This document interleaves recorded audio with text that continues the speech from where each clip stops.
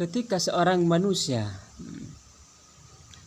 berfikir, bertadabbur, berzikir kepada Allah, maka dia selalunya mendapatkan atau melakukan dua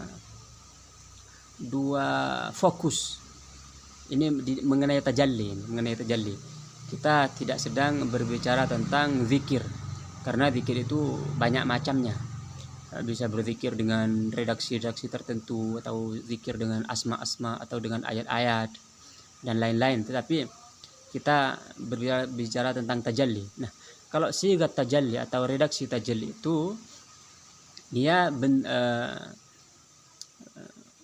levelnya itu adalah as-samawat wal ard, langit dan bumi. Jadi berjalan rutenya itu dengan cara atau metodologi berfikir, memikirkan langit dan bumi. Alladzina yadhkurunallaha qiyaman wa qu'udan wa 'ala junubihim wa yatafakkaruna fi khalqis samawati wal ard, dan memikirkan penciptaan langit dan bumi. Bagaimana penciptaan langit dan bumi? Tentu melalui al-mathal al-arba', empat penjelasan yang disebutkan sebelumnya. Jadi langit dan bumi itu kanata ratqan fafataknahuma. Langit dan bumi itu asalnya rotak misalnya seperti kalau Big Bang itu satu titik, lalu fafataknahuma, lalu dibangkan, diledakkan, dipisahkan. Jadi al-fatq wa ratak ini kan rotqan fafataknahuma, rotak dan fatak ini bahkan ditemukan di dalam atom yang paling kecil dan ditemukan di seluruh semesta. Jadi pembatasan ini itu berjalan dan merupakan kanun atau hukum yang Allah Subhanahu wa taala jadikan untuk semesta ini dengan redaksi ini, rotak dan fatak dan fi khalqis samawati wal ard. Jika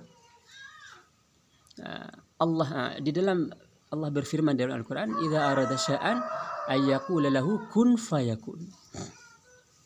Mengenai kun fayakun, ini kun fayakun adalah dia redaksi untuk penciptaan makhluk.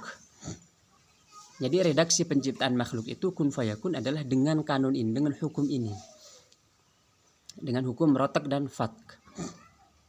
Jadi Anda tidak bisa mendatangkan redaksi lain atau teori lain. Nah, kami di dalam thariqah kami, ketika kami berkata thariqah kami, berarti maksud saya adalah thariqah kami dari thariqah kami sebelumnya, hingga Nahjun Nabi, hingga dari manhaj, dari Nahjun Nabi, tidak berubah dan tidak berganti-ganti.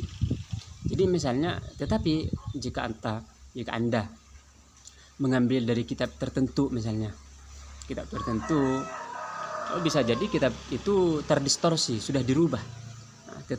Nah, ini kalau kami, ini hakikatnya berjalan melalui rute tadi, dari thariqah kami sebelumnya hingga pada Nabi Muhammad SAW.